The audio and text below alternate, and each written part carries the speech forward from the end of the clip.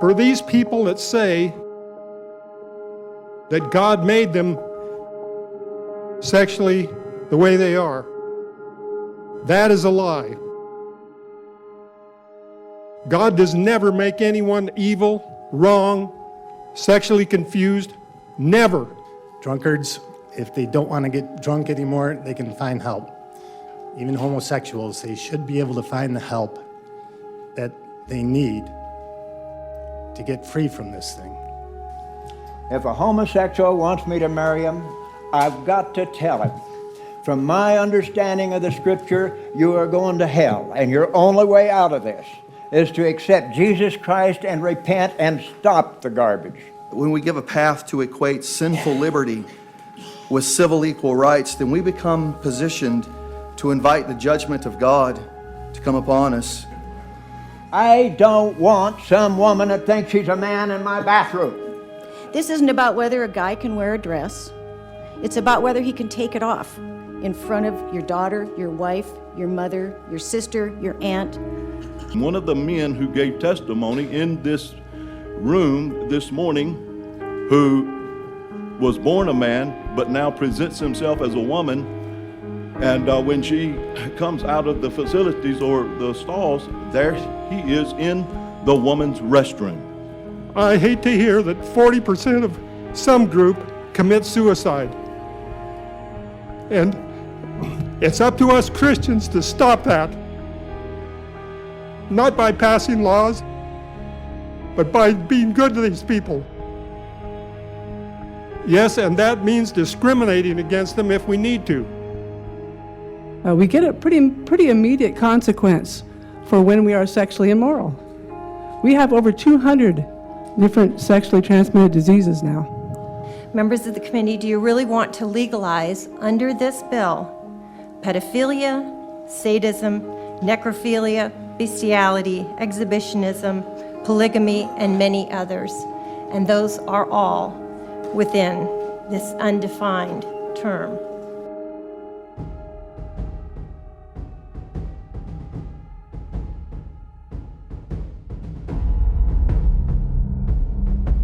This legislation is very simple that's before you. It just adds the term sexual orientation, gender identity to Idaho's Human Rights Act, so the commission can also investigate, mediate, and make findings in cases of alleged discrimination on that basis. It ensures that all Idahoans are free to hold jobs and rent apartments regardless of whether they are straight or gay. The Senate State Affairs has never before considered this very simple and elegant version of this legislation, simply adding the words. We are still here and our voices will not be silenced. Yeah! The latest polling shows that 81% of Idahoans feel that it should be illegal to fire someone because of their sexual orientation or gender identity. It would be profoundly disrespectful not before those tens of thousands of families affected by this legislation that receive at least the printing of the bill.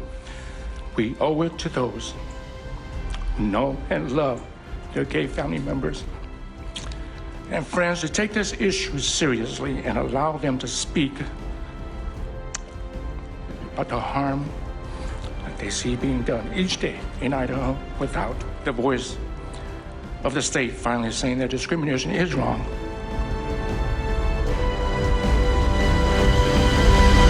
The question before us today with this legislation is whether or not it is the policy of the state of Idaho to allow discrimination against our gay family members, co-workers, and friends. Then all in favor, please say aye. Those opposed? No. Motion fails. And committee, that is all our business today. We are adjourned. They looked at the 300 of us. No, no, no, no, no. Just looked all of us in the eye. No, no. I really personally couldn't believe it. Yeah. I thought they would look aside, meet in private, they just looked us in the eye like, no. You know, I don't ever remember feeling as if it was just a matter of adding some words. By the time we started working on this legislation, it was a really important issue. Idaho had just been through the painful process of amending its constitution to prohibit marriage based on sexual orientation. And the commission had worked hard against that. And so the issue of gay rights was very much before us. And we were aware that other states were amending their state anti-discrimination laws to give protection based on those characteristics. And we really felt strongly that it needed to be done in Idaho. I think my involvement started in 2006, and it started with the marriage campaign and working with your family, friends, and neighbors. It was an advocacy organization in Boise. And about that time, we were starting to work with Boise City on a local employment policy that included sexual orientation, gender identity. And we had a coalition of groups that included Planned Parenthood, the Idaho Women's Network, Interfaith Alliance, your family, friends, and neighbors, and I think ACLU was involved. The civil rights movement was built on many things: the women's suffrage movement, the labor movement, the farm workers movement. And what is interesting is that history continues to repeat itself. When I came to the association 3 years ago, I would not have believed that we would be fighting the types of fights that we're fighting. Literally, when I said in the beginning, Jim Crow becomes James Crow Esquire, I'm serious. They find clever ways to change things, but it's always the same. There's always an other. At some point, it was African Americans. At another point, it was women. After 9/11, it became people of a certain persuasion. And then it becomes the LGBT community. There's always another. But when there is injustice and we fight together, organized people beats organized money any day of the week. And if there's nothing that you remember coming from this conversation, remember that organized people beats organized money. There are more people in this world, and there are more people that have actual power and influence than there is money, even in all the wealthy interests that exist here in Idaho. This year, unlike last year, we have added definitions. These are when I was simple. elected, my experience was one that, you can make amazing changes in policy with small word changes in bills, and that's the stuff that, someone in the minority can do in a place like that. It wasn't but a short time when I was in there, but when we started to deal with passing a marriage amendment. And the Senate had a wonderful block of Republicans and Democrats, pretty much an equal number of each, who stood in the way of advancement of our anti-gay marriage amendment here in Idaho. And that was really wonderful to see. But that kind of backbone and bravery vanished. Republicans had started doing what some describe as straw polls. They would take an issue and see what people's comfort level was dealing with that issue that year. Like if it had been something that had been voted down in committee one year, then they would, decide whether they wanted to deal with it again. And really, they don't do that with a lot of issues, but they did that with this. And they basically decided they wouldn't touch it, and everybody would agree not to sponsor or promote the bill in any way. It would just be dropped. And so, unfortunately, we started to face this situation where we'd start the session, the legislative session in January, and it would be already decided that they would not touch no matter what changed, no matter what information we had, no matter how many people we had to testify. A lot of the people who are in leadership in the House and Senate in Idaho are LDS, they're Mormon. And about half of them, and all the most powerful positions are held by LDS lawmakers. So my name's Misty Tolman, and I was born and raised in an LDS home. I have 5 siblings.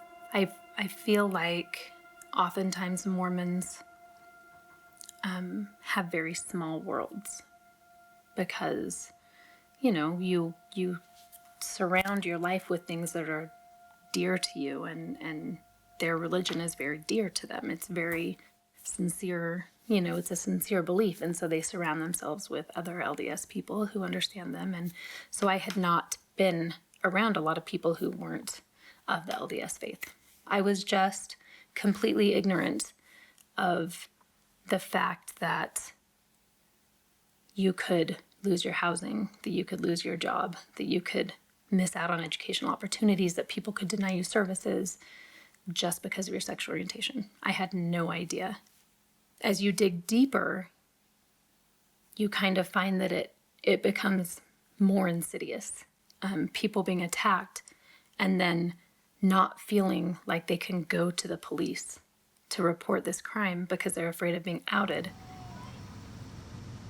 You know, the popularity of these non-discrimination measures passed here in Boise and Sandpoint and elsewhere reflect the surveys, the statewide surveys that show that some 80% of Idahoans are opposed to the encroachment on the rights of Idahoans based on sexual orientation and gender identity. They don't think it's fair to fire people or to deny them housing based on those categories.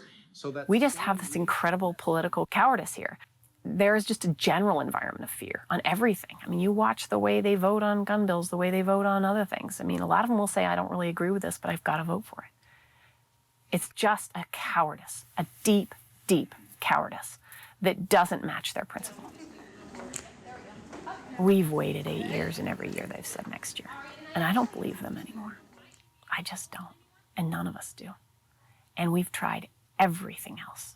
We've tried everything else. So we really, honestly, we've come to civil disobedience. We really have. Yeah, we respect your right to protest. But we also have a right to do the job the people have elected us to do. Those are the chambers that belong to all the people, not to this group of people, to all of the people. We need to take care of the people's business. We ask you to vacate the premises, or the Idaho State Police will have to arrest you for trespass, which is against the law. You'll be in violation of the laws of the state of Idaho, and you will likely be arrested, which will also be on your record. We invite you to join us in the gallery if you'd like. We'd love to have you there. You'd have to turn your shirts inside out, but we'd love to have you up there to watch the proceedings and be a part of it. But we need to ask you to leave the premises at this time. Okay, if I get through to my desk there, please. Police arrest dozens of gay rights activists after their protests blocked entrances to the Idaho Senate chambers for more than 2 hours today. Idaho State Police say they took 43 people into custody after the demonstrators stood shoulder to shoulder and prevented lawmakers from getting past. As we're talking, you have your hand to your mouth. What's that about? That's a gesture, a symbol? Yes, it symbolizes that we have been silenced. Silenced, they say, by Idaho lawmakers who refuse to take up a bill adding protections for gay and transgender people to the Idaho Human Rights Act. We didn't rehearse anybody getting left behind. We didn't rehearse me getting left behind. They took people one at a time, and they took them from around me. And I thought perhaps because I was the police liaison that they had left me so that I could stand for those who were left. Senators started to come into the chamber. They began to hold session.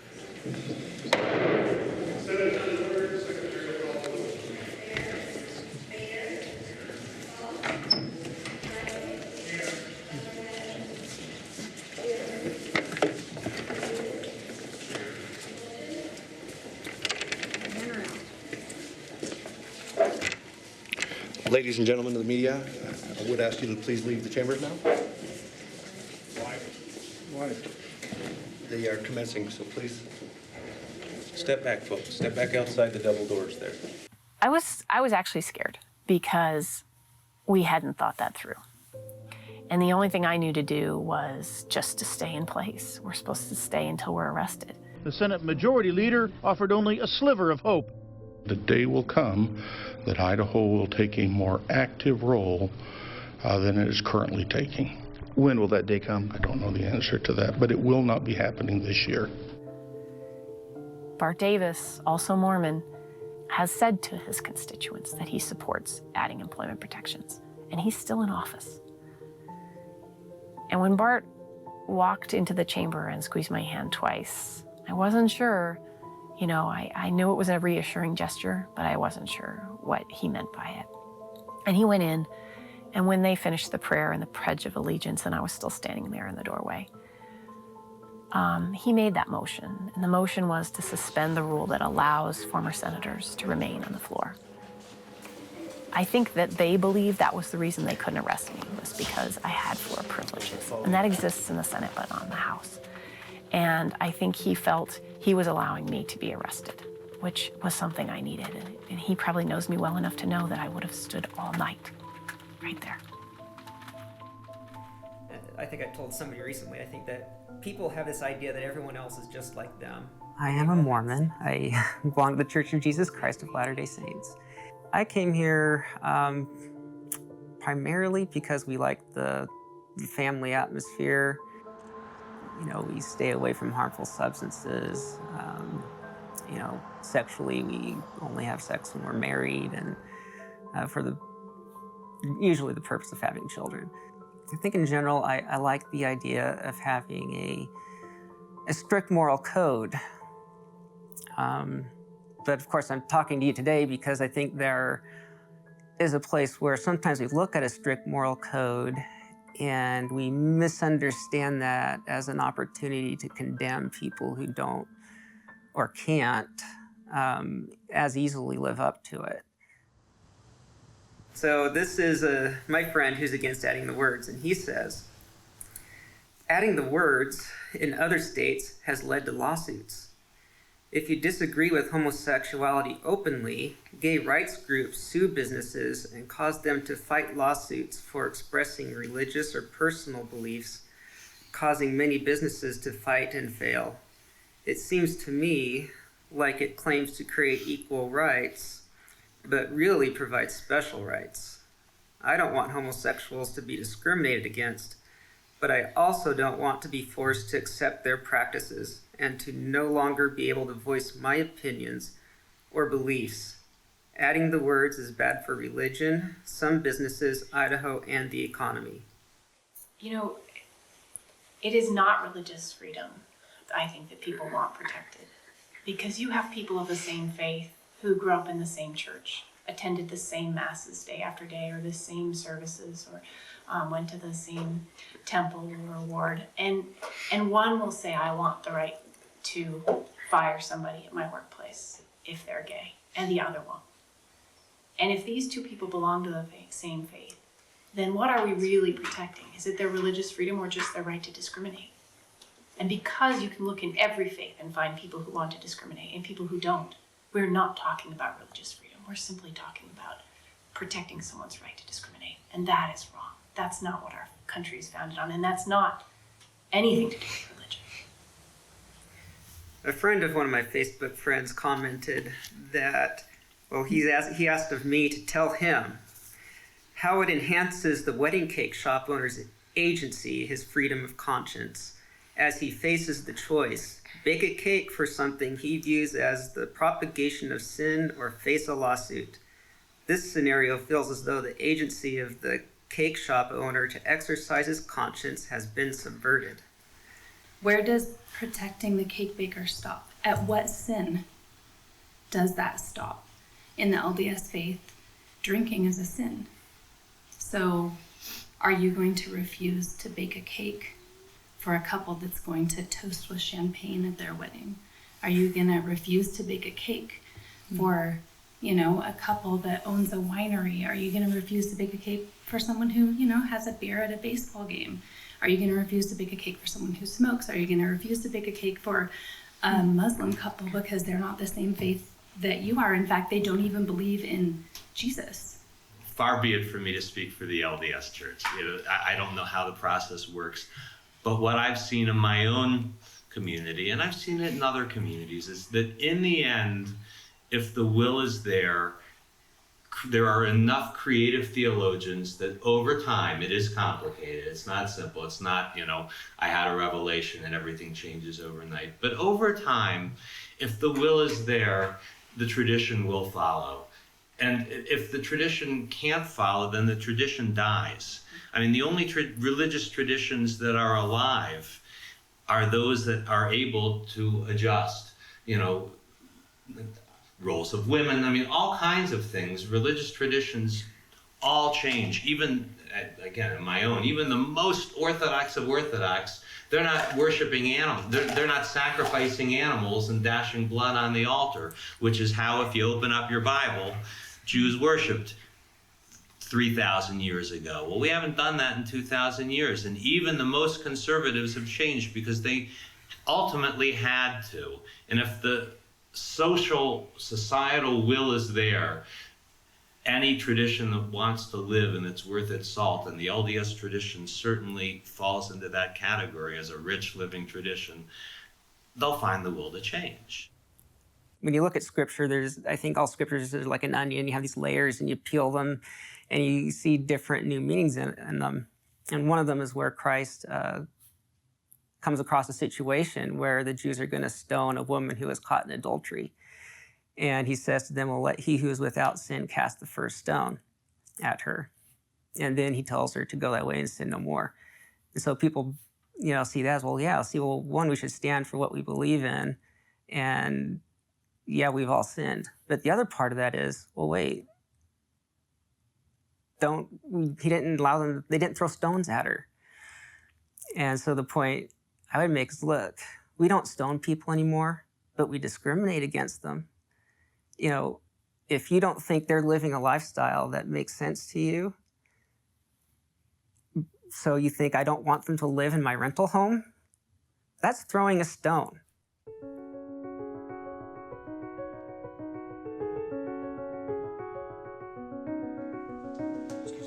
Private stairwell, you are not belonging, you do not belong beyond there. No, Nicole, no.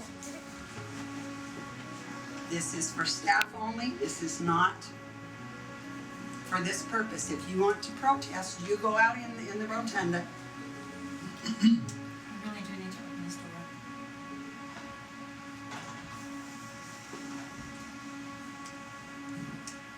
Go out in the rotunda.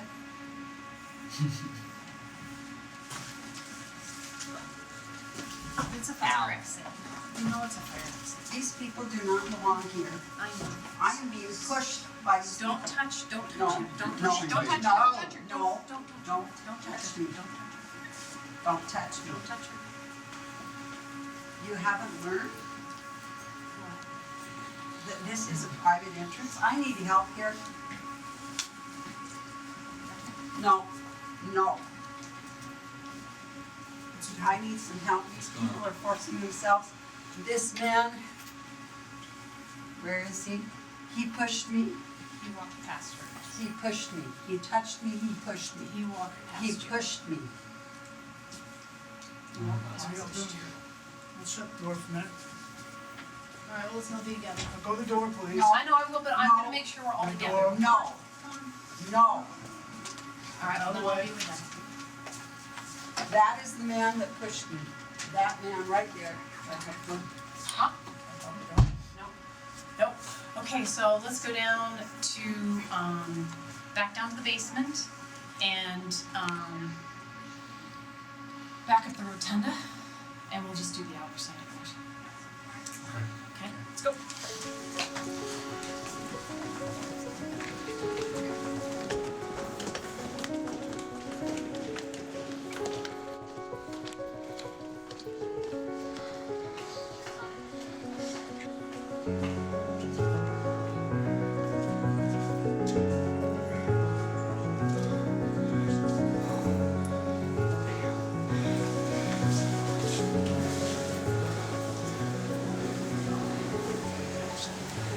You guys are awesome. I'm sorry. That was really intense.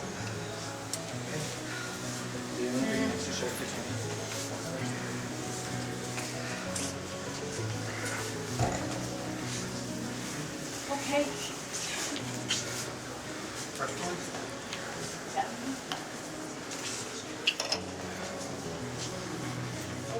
Okay, from now on, no one gets back. They're gonna have to go in and out.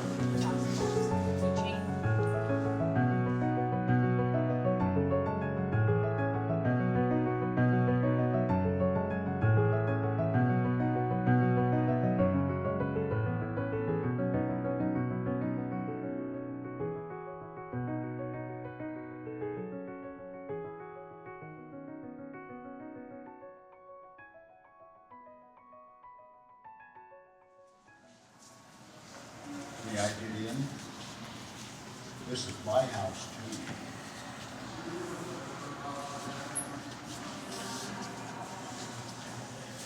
Would you please move? Please. Ow, ow, ow, ow, ow. Ow! If you want ow, I can hit you with my stick. Even if you are a beautiful young woman.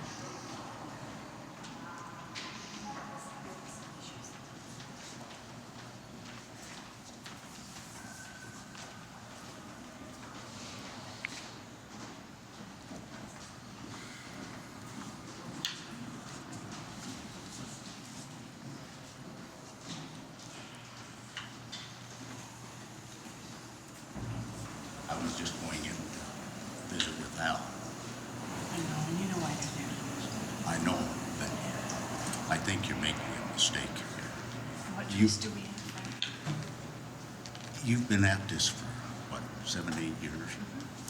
And we're tired of them telling us next year. But it's going to go on, and this is No, this it's is not. this is hurting more than it's helping. No, it's not. I've been What are we on. supposed to do? Let those young people commit suicide? Is that what we're supposed to do? Just say it's all right, oh well. We can't. It's not all right. It's but not. I don't understand why we, the people, can't get along with everybody else. Why can't they stand up for our young people? Why can't they stand up for gay people? What's wrong with them? Standing up for the young people is okay, Yeah. but doing this is not, because How else are we supposed to be heard, Fred? We've tried everything and you know it. Everything. I have tried everything. Here to ask you to please create a path in this area for ingress and egress. You are certainly have the right to protest. You do not have the right to impede ingress and egress out of this area. So once again, I'm politely asking you to create a path for the public, and if you do not do so, you are subject to arrest. Major Steve Richardson, Idaho State Police, just to reiterate that not only do we have concerns for the access for the general public and the folks who need to work in this area, but by your presence here, you're creating a safety hazard for others in the event of an emergency. It's against Idaho Fire Code as well. So this is your last opportunity, or you'll be arrested for trespassing. If anyone cares to step away at this time, they can leave the area. And you won't be arrested.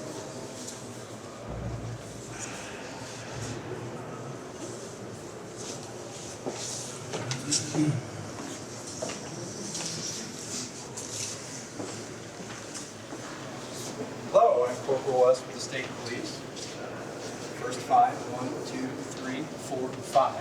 You are under arrest for trespassing. Please follow me peacefully, okay? Everyone is under arrest.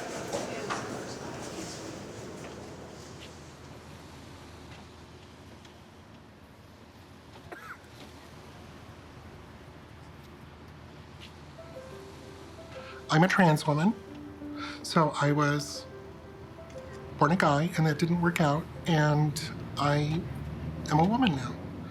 This isn't like, part-time or on weekends or anything like that. This is how I live my life, and I have for about 2 years. Usually somebody will pipe up and say, well, why aren't you moving away? Why do you live here? You should move somewhere else. And that's a little problematic, because this is where I live, this is where my family is, this is my home. When I transitioned or made the change from the way I was living to how I live now, I did that employed at a company with about 125 people, and I was in a position where I knew all 125 of those people, and I had known many of them for 10 or 12 years. I knew their families, I knew their children. I had been part of their lives for all this time. And so when I transitioned, it was an experience for them too. And what a lot of people say is, you don't transition by yourself. Everybody in your life transitions with you. I didn't know anything about transgender people, and she was in denial about being transgendered. She really wanted to be a man, and she really fought to be a man. And about a year and a half into our marriage, I knew there was something wrong with her. I knew that she was having problems in the job, and what it was that she was having just thoughts, constant thoughts about being a woman, and she wanted to become a woman. And it was sort of like, you know, a sore or a pimple being popped. You know, it was this, once she told me, it was like, oh, all of this stuff makes sense now. You know, all of these problems that we're having make sense. And she really made it clear to me how important it was for her to become a woman, how it was all she thought about. Down in there is the same soul that I married, and the friendship was still there. You know, our ability to talk and have fun together was still there. Our intimacy still was, we were still exploring where we wanted to go with that. And we have developed our own style about intimacy, and we are still very close. But I am not gay, and it was very difficult for me. I think that if someone were either bisexual or gay in this situation, it might be a lot easier for them, but I was very straight. Let's say out of 200 people, there are 2 people that will have no contact with me and will have nothing to do with me at all. Unfortunately, one of them is my son, and one of them is my daughter-in-law. And because of that, I have a grandson that I haven't seen for a little over 2 years, and I have a granddaughter that I've never seen. It's very painful, and it's hurtful. Because I had thought that I had raised my son with a better understanding and a more accepting view of the world. But that isn't anything I can do anything about. And frankly enough, people will say to me, well, they'll come around. You just have to wait. And I think that may be. But I can't wait. So I'm getting on with my life. My life is tremendously better than it was before I transitioned, because now I'm interacting with people authentically. I'm interacting with people as the person that I need to be, not the person that I conveniently tried to be and was taught to be and knew that I should be. It's a dramatic thing when you have a time in your life where your whole life you've looked in the mirror and you figure, well, that image that I'm seeing in the mirror, that must be me, because if I raise my hand, that image raises its hand, and if I, comb my hair. But it's profound when you make changes in your life so that you look in the mirror and you see you.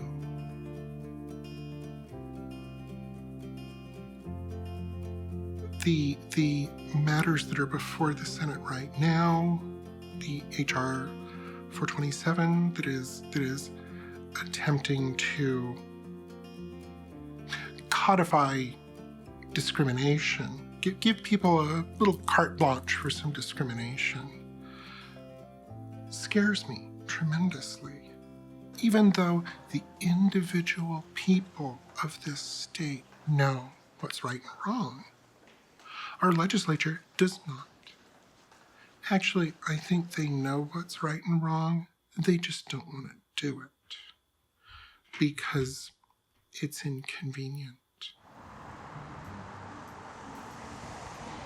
Thank you, Mr. Chairman, members of the committee. I'm here to present House Bill 427. It corrects a defect in our Religious Freedom Restoration Act. It is an act that's already on the books. The defect creates an inconsistency in application of the law depending upon the parties involved. If government is a party, the RFRA applies, but if private parties are involved applying the same underlying law, then RFRA does not apply. This bill makes the application consistent regardless of the parties who are involved. This religious freedom basically was saying that you could discriminate if you had a sincerely held religious belief. It has a number of potential problems, but simply the fact that Representative Luker came out in the media and said that this was kind of a preemptive bill because he knew that Add the Words had been trying for years to get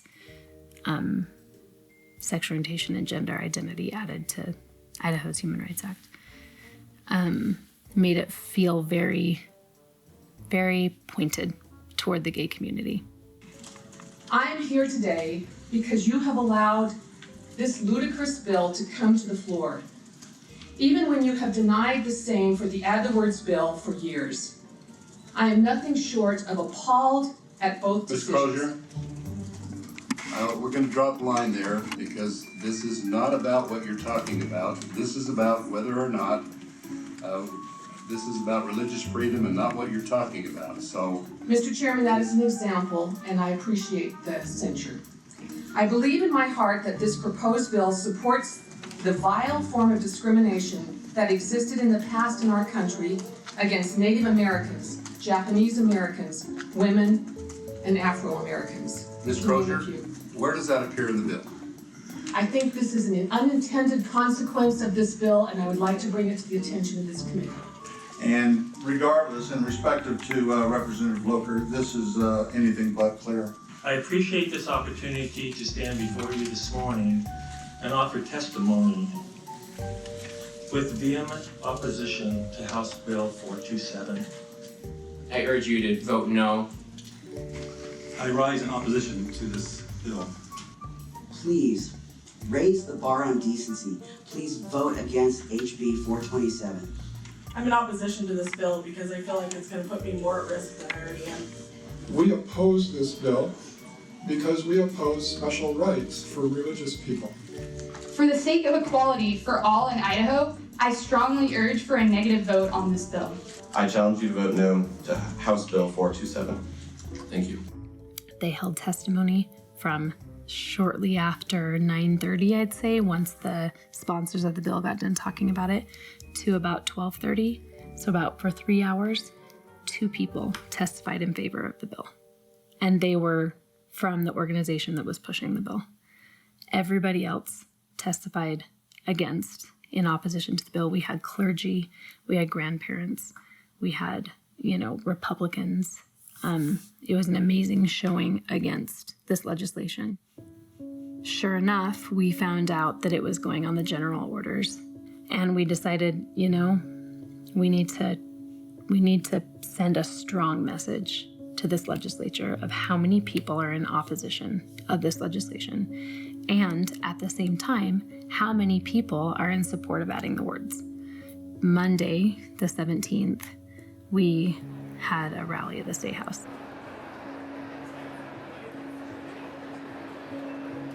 We started hearing that the legislators were taking the back hallways and the back staircases and the back elevators to not have to come out into the gallery to see us.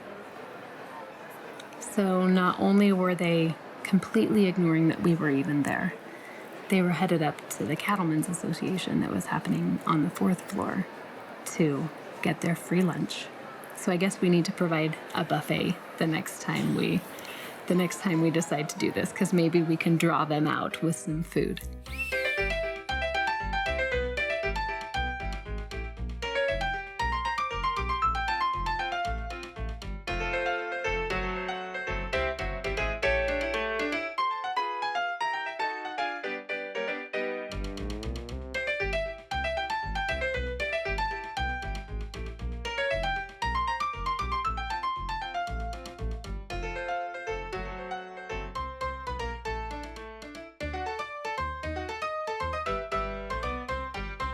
a lawmaker promoting legislation to protect religious people who refuse service to gays, lesbians, and others from lawsuits, said today he will withdraw the bill for now.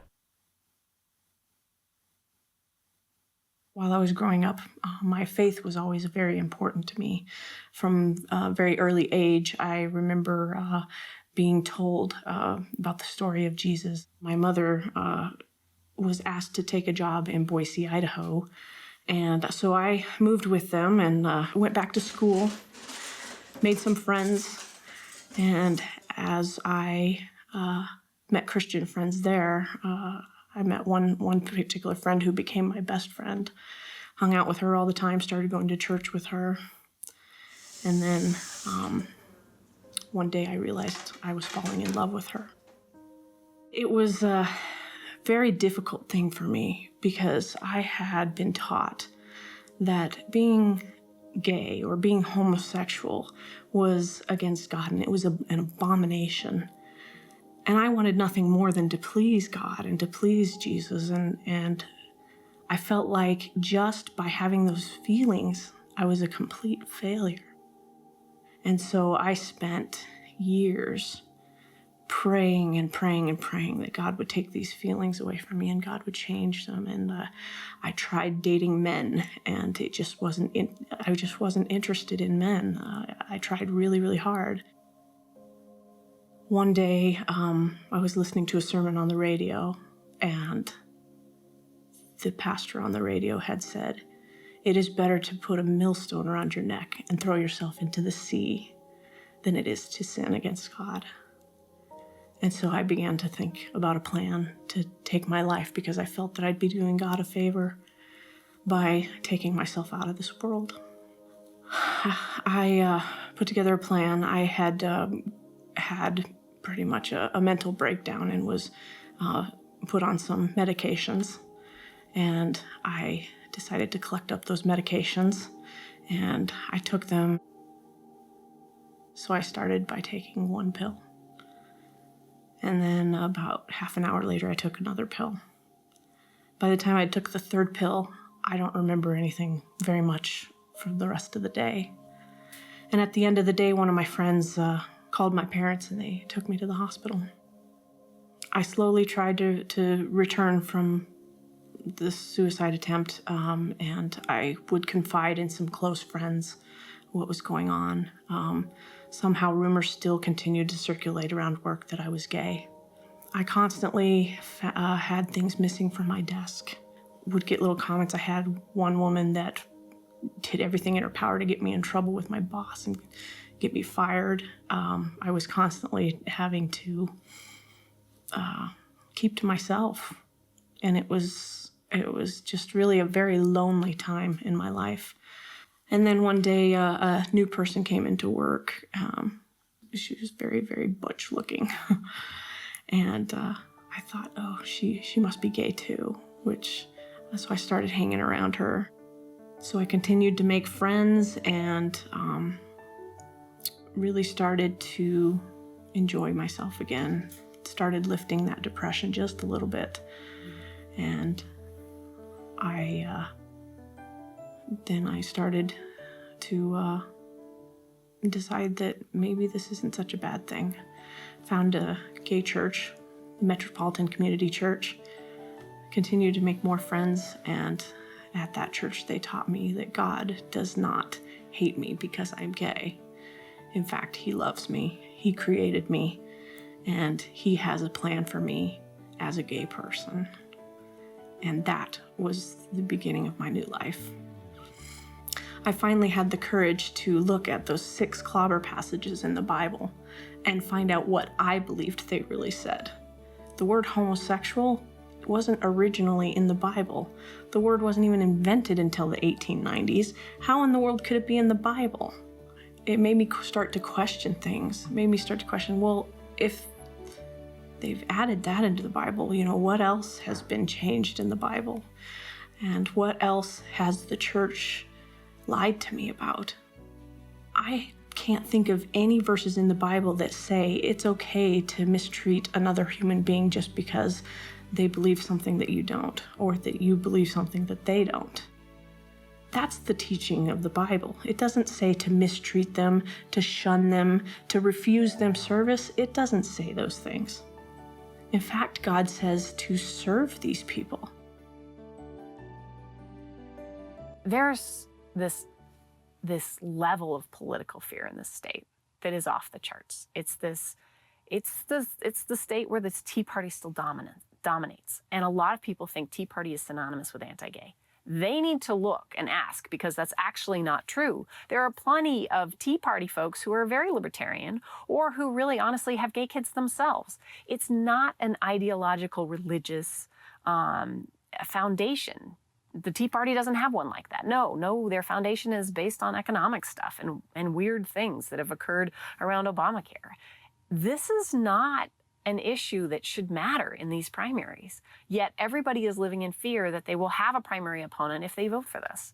Or if we bring this up, it causes rancor in the Republican Party. Well, it is only a teeny tiny fringe of people who are still standing in the way of this.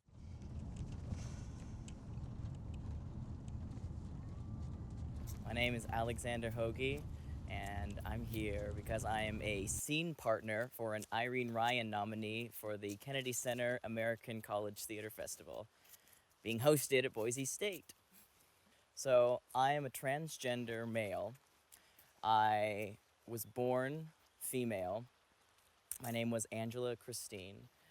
I came out when I was 16 as transgender, which is when I learned that there was a word for transgender, which meant it's an umbrella term that means you don't identify precisely with the sex you were born in. And when I told my mom, she had a mild freak out. She was like, but she was pretty cool about it. She said, well, that's cool. You can be transgender and know that, but you don't have to do anything about it. You don't have to take hormones. You don't have to do surgery. You can just know it, be cool with who you are, and that'll be fine. And it wasn't fine, because I think knowing who you are and not being able to express yourself is worse than not knowing who you are. And so my mom and I talked again, and we agreed that hormone therapy would be the best option. And so as of May 2012, I've been taking intramuscular injections of testosterone, and it deepened my voice, made me a little furrier, and I got more muscle, and I look male now, and so my exterior now represents my interior. We would not move to Boise because of the discrimination. It wouldn't even be an option, and I just think about when we met that and he came out to me as being transgender, it wasn't even an It wasn't even a thing. It was like, oh, that's cool, I have white hair. But here it would be like a death sentence. I don't think it matters the genitalia you have. Nobody else has to look at it. So.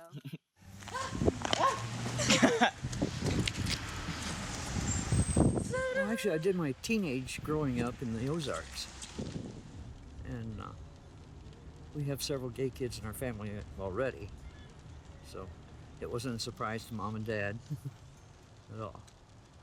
I joined the Navy after I graduated from high school. Actually, I put in a year of college first, and then went into the Navy. I stayed in 6 years, until they asked me politely to sign papers and sign out. Some kid had told them that we were all gay, in the crowd I ran around with. And it was a choice of either signing out or taking a court-martial. So I signed out.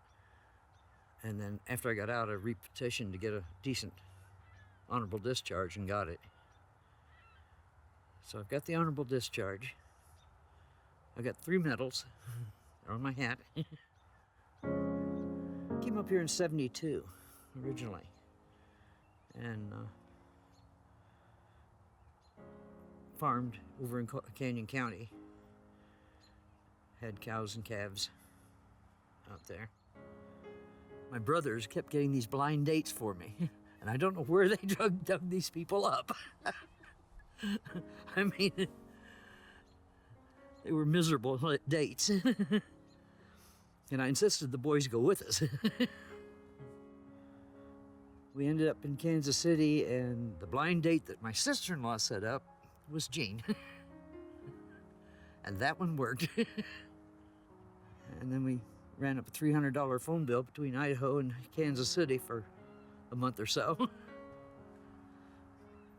And then she moved up to Idaho with me.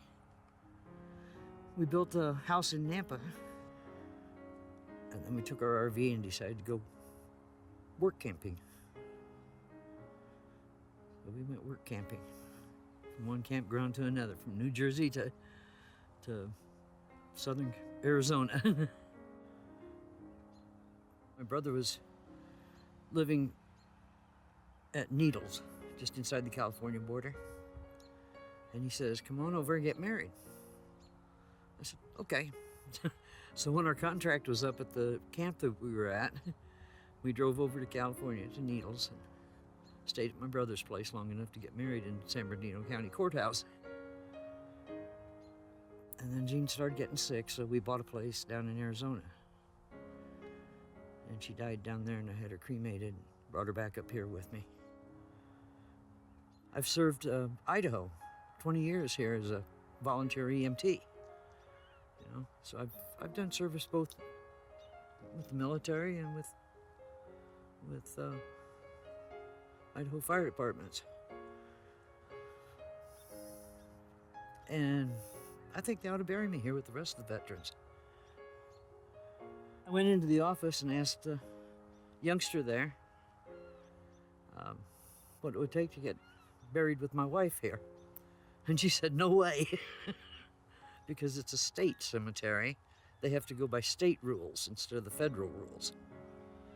Federal rules now allow it. So we got to change state rules. She's in the closet again. In my room in the closet. And when I get permission, we'll get her buried out here. It's taken 8 years, and they still haven't printed the bill, let alone held a hearing. They won't listen to us. They won't let us tell our stories to them. They won't let us try and convince them to vote for it. They got to add the words. And adding the words would help with this situation, definitely. And, you know, we've been discriminated against all my life. I can't see discriminating against me in death. The ashes of 2 old lesbians out there is not hurting anybody. If they do that, that straightens out everything. And it'll start to let other kids have hope. These suicides are just abominable. We can't have this. We've got to give the kids a chance to think that they can live a decent life without having to hide who they are.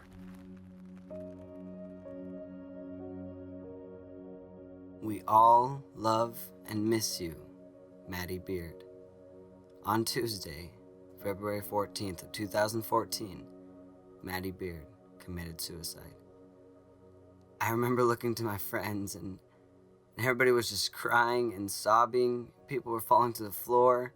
People were just crying uncontrollably, just to find out that their good friend, Maddie Beard, has passed away.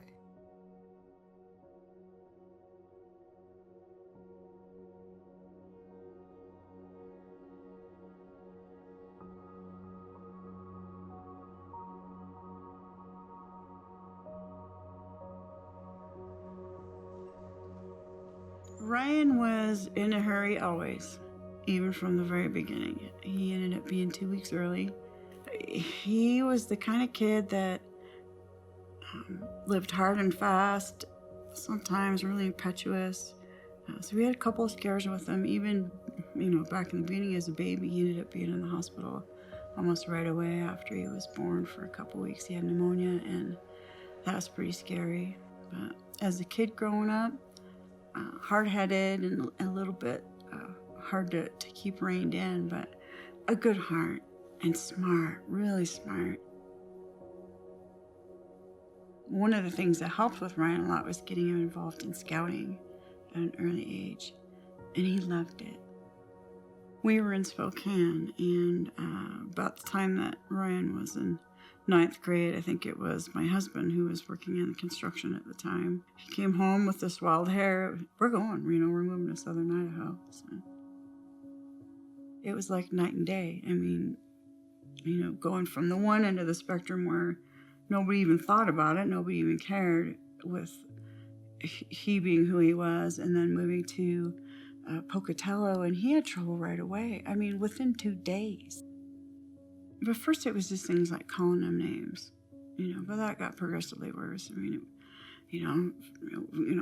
you're gay or this or that, and then it was you fucking faggot, and then they'd do things like steal his books or hide his books or steal his glasses. With some friends, he went to a party, and he was literally dragged out of the house by a group of at least 3 of the, popular kids. They drug him out into the snow and they beat him up. Assaulted him, punched him in the stomach so hard that it made him throw up. Well, by the semester break, my son, who had always been a straight A student, or A's and a few B's, was failing.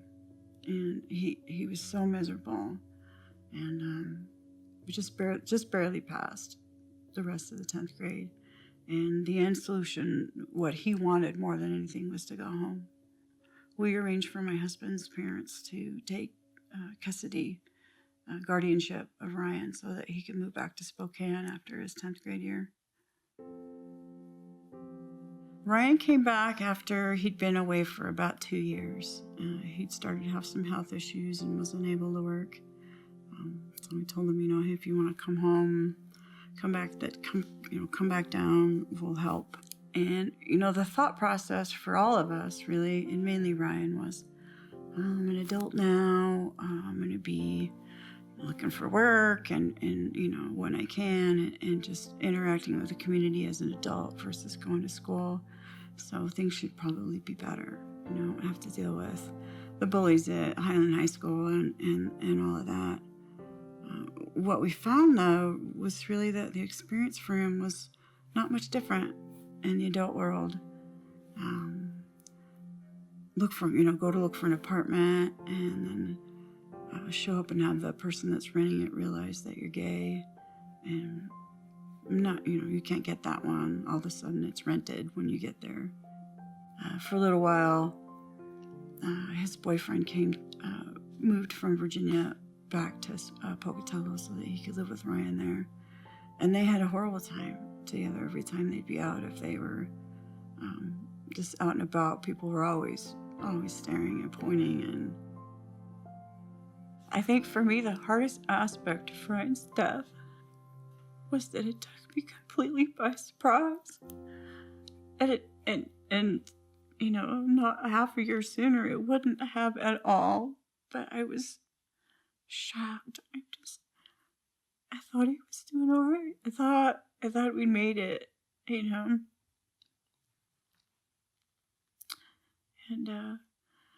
the day that we got the message from Ryan, my husband and I were in Boise, and our phones both beeped at the same time, and took them out, and we look at them, and this message from Ryan came in that said, I'm so sorry.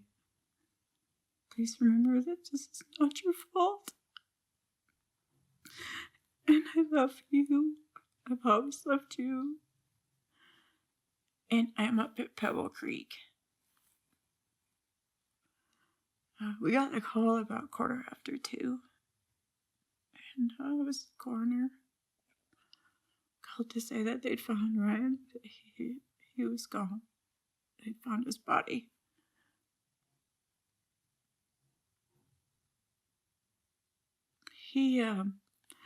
We found out I had taken a firearm out of our home and drove in his 2-wheel drive up the 7-mile hill to the top of it. Gotten out and walked up the side of the mountain in knee-deep snow. Literally knee-deep snow. He had on only a hoodie and some Ugg boots. I can't even imagine what he was thinking or how awful that would have been to feel that alone and that desperate and that determined to just get away from it all. I've had it. I'm so sick of it. I can't take it anymore. I mean, I can't imagine. Ryan left us a note at our house. He said in the note, Pocatello is the essence of evil. People are always judging you, pointing at you, staring at you because you're different. And I just can't do it anymore. And he ended with the words, please don't remember me as a failure, but remember me instead as somebody who fought as long as he could.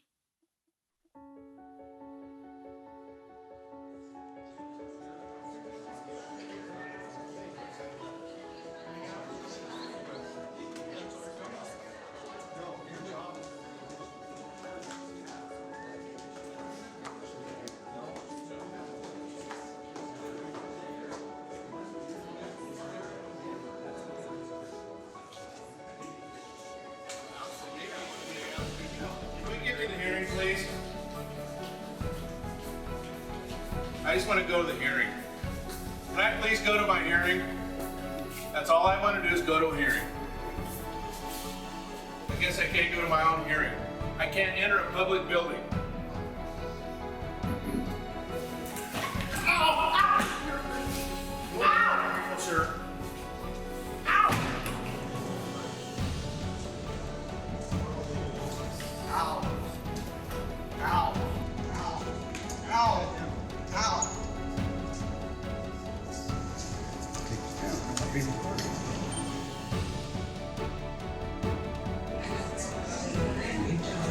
You know, the rest of us have things to say too in our Senate hearings. I understand your rights, but you're blocking ours.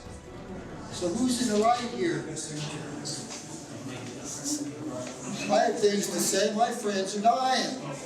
Lack of care. I don't see any of you standing up there talking about that. And it goes both ways. You're just denying us our rights too. Thanks.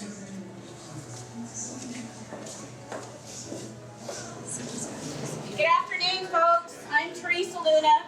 I'm the Director of the Department of Administration, and I'm here to ask you to please create a path for folks to get down this hallway. You have the right to protest. You do not have the right to block ingress and egress. So one more time, I'm asking you, please, all you have to do is create a path for folks to pass. If you do not, you will be arrested. I'm Captain Vernon Hancock of the Idaho State Police. If you do not move, you will be arrested for trespassing. Please move now. See that no one has moved, we will place you all under arrest.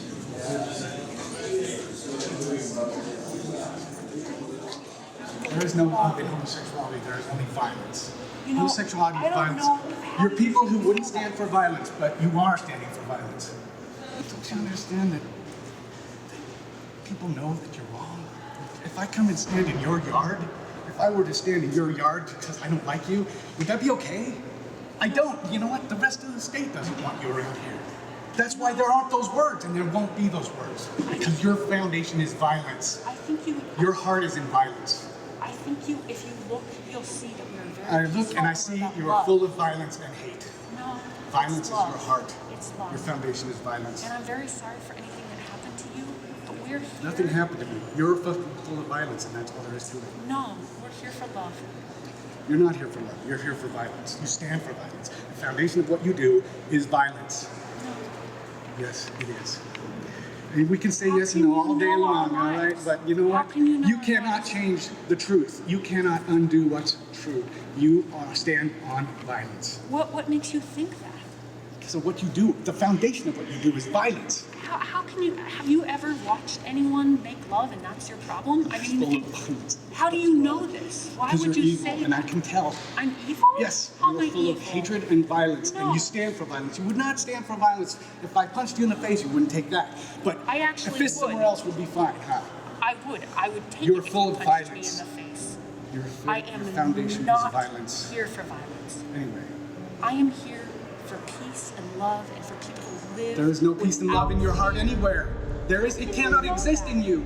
Because of what you do. You stand on violence. How do you know? How do you know this?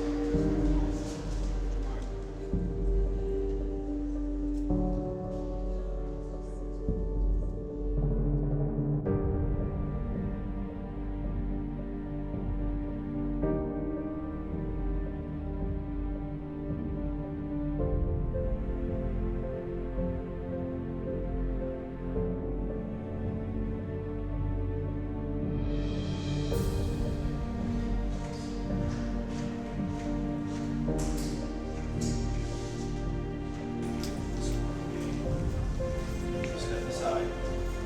Step aside. Ow! Ow! Ow! Ow! Officers, no. No, you're not. Ow! Ow! Ow! Ow! He's got a black uniform on, you do what he tells you to do. You need to step aside so I can get through this door. Move out of the way. He's got a black uniform on. Step aside. No, it's not. No, they haven't arrested them. You have to They step don't have to aside. move. Just stay in place. Just stay in place. Lock yourselves in. Nicole, Yeah. you know this is a security door and that we need to get through here. If You really there's want this to somebody in happen there, today? they can come out. What did you say? If there's anybody in there, they're welcome to knock. But we put a sign on that glass door to say they can come out, but we're not letting anybody in. Okay, but you can't do that. You know that's against the law. All right, let me go get some troopers and arrest you guys. Be back.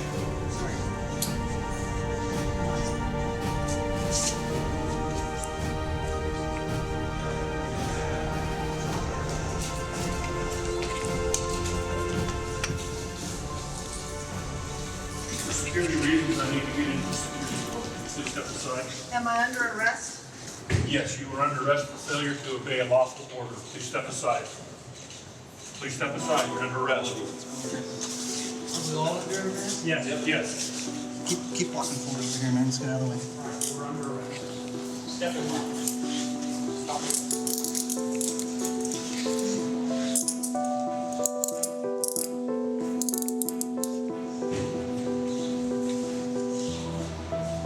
This door is not open to the public.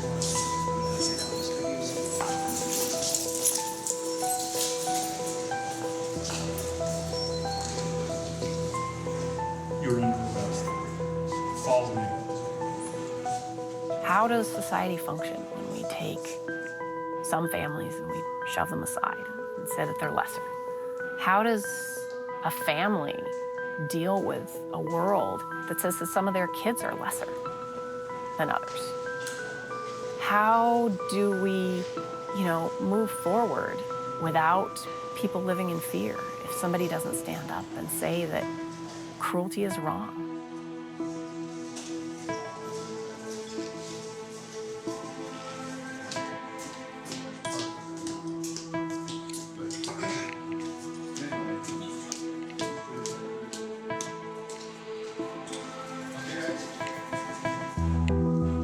The whole state is harmed by this failure to stand up and just say, it's time to add the words, it's time to make sure that people don't live in fear, it's time to make sure that people are treated with respect and dignity.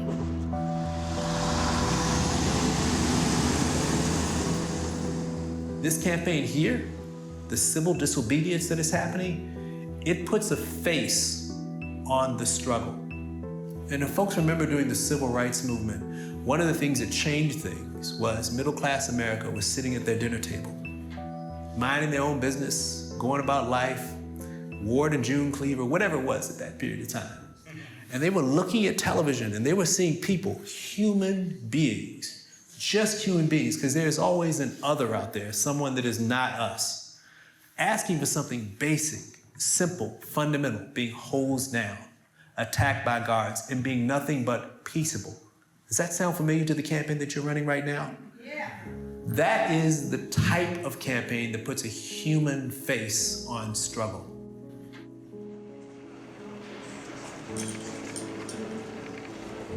We were asked to show you data, to tell you our stories, and you're not here. You're not listening. I've been physically and sexually assaulted in the state of Idaho. I watch many of my friends in church come out and be discriminated against. Honorable legislators, I lived through the civil rights movement in the South. I saw firsthand people denied food, lodging, and work. As a child growing up in the Boise School District, I experienced bullying and verbal harassment on a daily basis while teachers and administrators stood silent. I am here because I have no doubt whatsoever that when the chronicles of this time and place are written, perhaps after I am gone, that I want my children and grandchildren to know that I was on the right side of history. People forced to sit in the back of the bus. I'm here today because I believe in the future without hope, without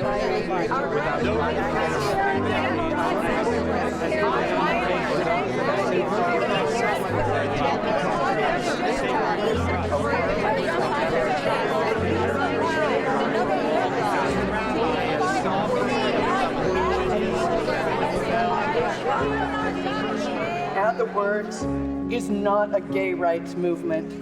It is a human rights movement. I'm here to join us in telling this legislature that we reject their excuses. They've said that they can't hold a hearing because their constituents wouldn't support it. We reject that excuse. We know that the latest polling shows that 81% of Idahoans think it's wrong to fire someone just because they're lesbian, gay, bisexual, or transgender. This legislature has said they can't hold a hearing because a few protests inside this Capitol building have hurt our cause. We reject this excuse. I want everybody that's here to call the pro tem and call the Speaker of the House and tell them that we respectfully demand a hearing for Add the Words. We're going to fill up their mailbox, their voicemails, so that they have lots of messages to greet them in the morning.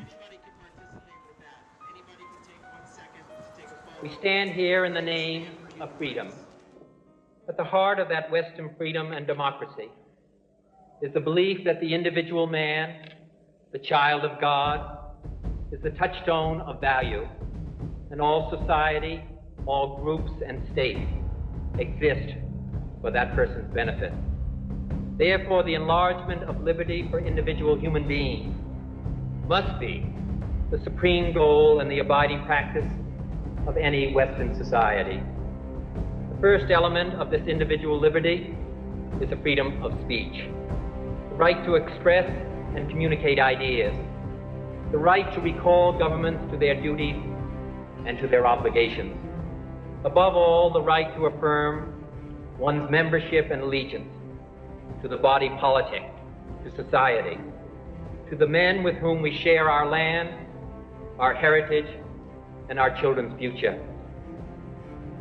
Hand in hand with freedom of speech goes the power to be heard, to share in the decisions of government which shape men's lives.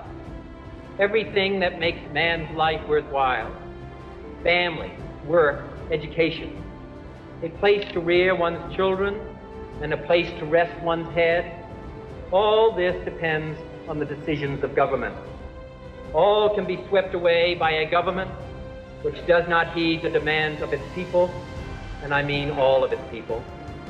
Therefore, the essential humanity of man can be protected and preserved only where government must answer, not just to the wealthy, not just to those of a particular religion, not just to those of a particular race, but to all of the people.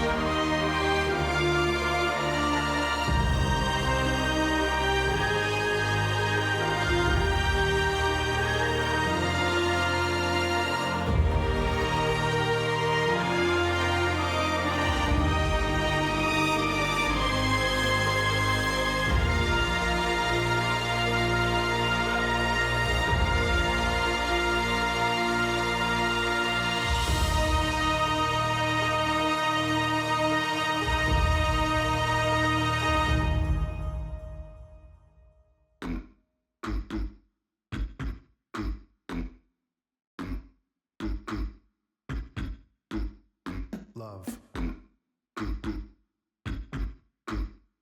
love, family, hope, love, humanity, family, hope, love, equality, love, family, hope, love, humanity, progress, love, family, hope, love, equality, progress, love, family, hope, love. 1, 2, 3, 4 words.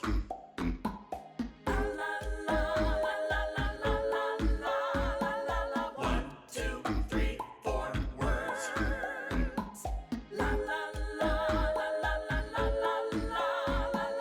1, 2, 3, 4 words.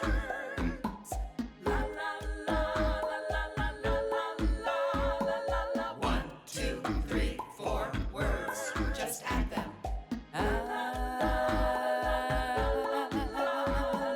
1, 2, 3, 4 words. Just add them.